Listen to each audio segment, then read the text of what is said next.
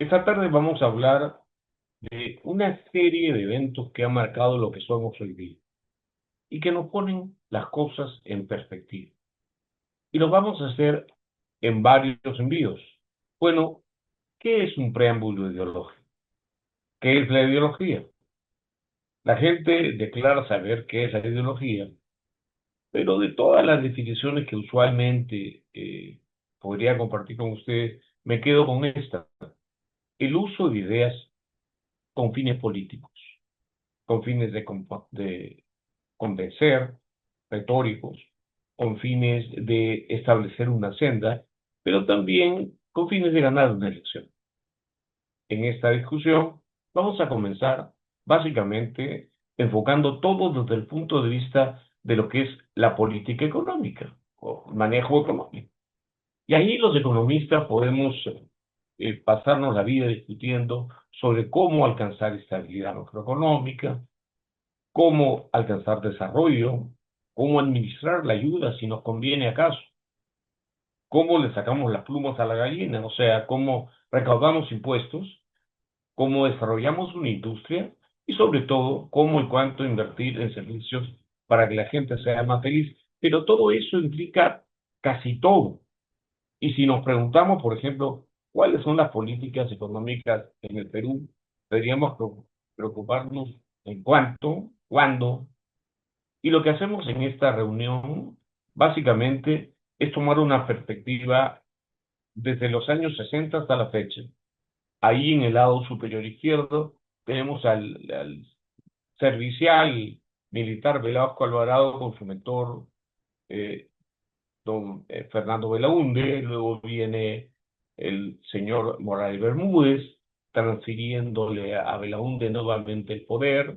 Luego lleva el joven Alan, el entonces joven Fujimori, el preso Toledo y toda esta colección de personajes raros: Kuczynski, Vizcarra, el Gallero, un vecino, el joven de las pañoletas, Saber Beín, el entonces desconocido y hoy preso Castillo, la Oronda, señora Boluarte, el efímero de esta historia, que es el joven Geri, y actualmente pongo a los dos: a un señor Balcázar que parece que no sabe a qué fiesta está, es de la mano con el que puede terminar gobernando la región, y todos sabemos quién es: Super Trump.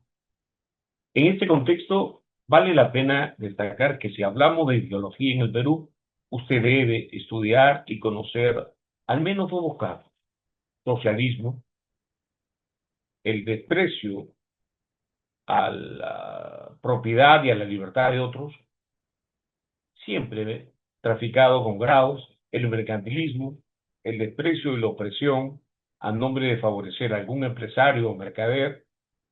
Y la historia tiene que ver con reformas incompletas y sus reversiones, las antirreformas.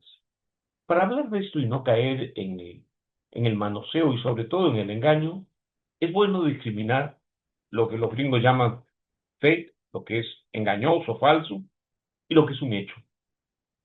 En esta discusión voy a enfocar fundamentalmente los hechos. No me preocupa, insisto, si Juan se considera liberal.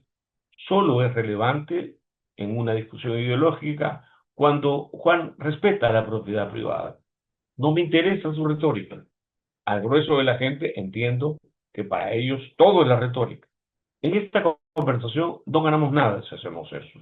Y por eso les he preparado este gráfico que resume la ideología en la historia peruana, que van desde extremos con altos índices de opresión económica y política, donde los peruanos cantamos somos libres sin ningún fundamento, y bajo categorías de regímenes socialistas, como el de Velasco Alvarado y muchos otros, híbridos como el de Bustamante, que implican combinaciones de mercantilismo, pseudocapitalismo, pseudosocialismos, y altos índices de libertad económica y política capitalistas que nunca hemos tenido. En este ejercicio vamos a tratar de medir la distancia entre los hechos y las declaraciones. Todos podemos creer que tal o cual gobierno se acercó a las ideas de Marx o a las de Smith pero en realidad el Perú se caracteriza por lo híbrido de sus ideologías. Si buscamos entre los extremos de opresión muy alta, vamos a encontrar muchos gobiernos en el Perú. Y extremos de opresión muy baja, extremos capitalistas, nunca los vamos a encontrar.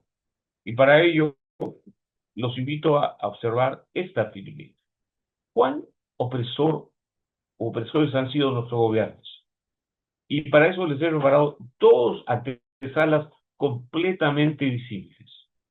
Lo que es la libertad política, por ejemplo, tal como la mide Freedom House, en la cual ponemos acá no índices anuales, sino quinquenales de libertades en el Perú. Y note como siempre hemos estado en la parte baja de la tabla. Es decir, somos un país bastante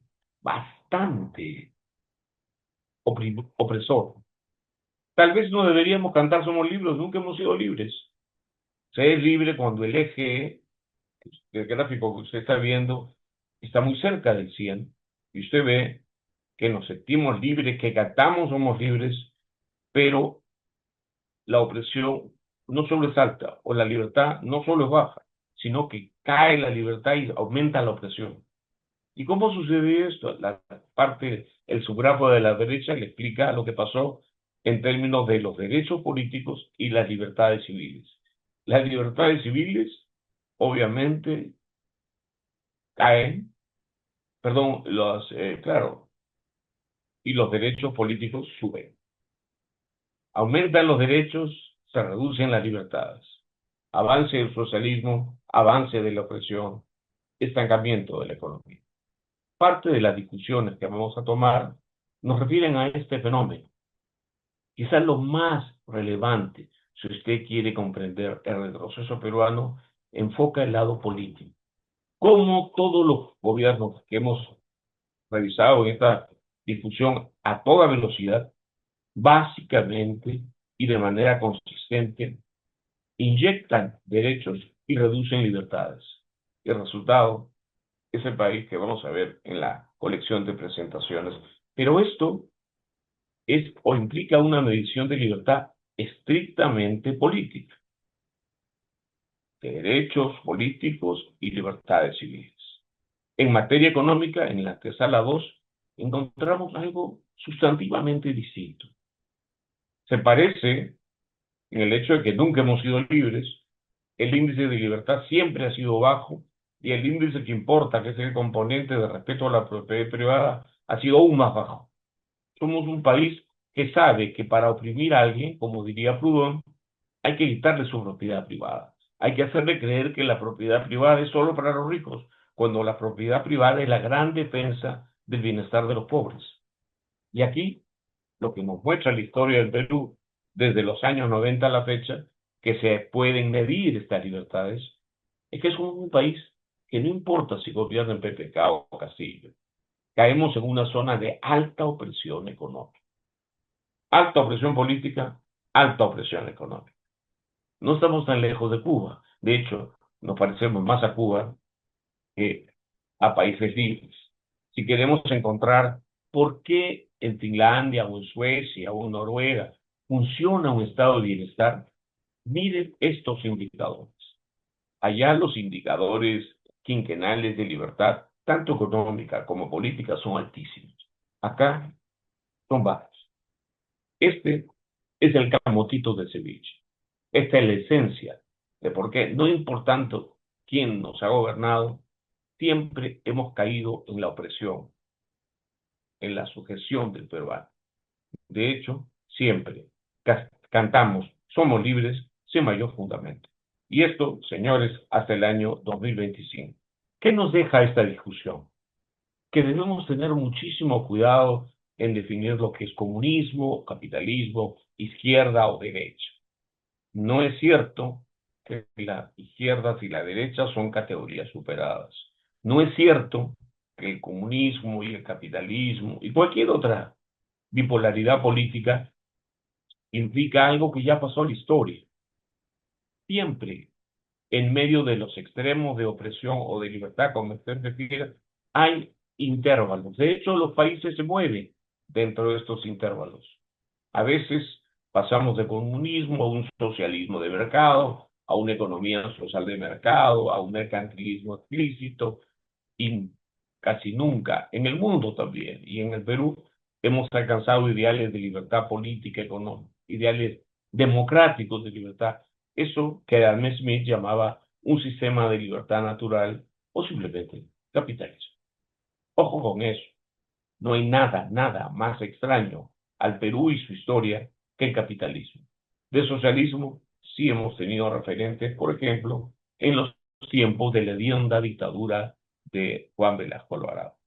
Esto se lo he machacado varias veces, me puede decir un lector del mundo de sí, pero es bueno que se le machaque y usted tenga bien claro que cuando disputa política o sobre ideología, las categorías son medibles y no son movibles, como hacen la mayor parte de los políticos cuando le dice que son de derecha, siendo de izquierda, o que son de izquierda moderada, cuando son de izquierda extrema. Y eso, señores, se puede medir. Quizá es la reflexión de que nos va a revisar los índices de libertad política y económica del Perú. Siempre nuestros índices han sido de alta opresión, de baja libertad. Por acá nunca ha pasado el capitalismo. Tal vez por eso somos un país tan pobre.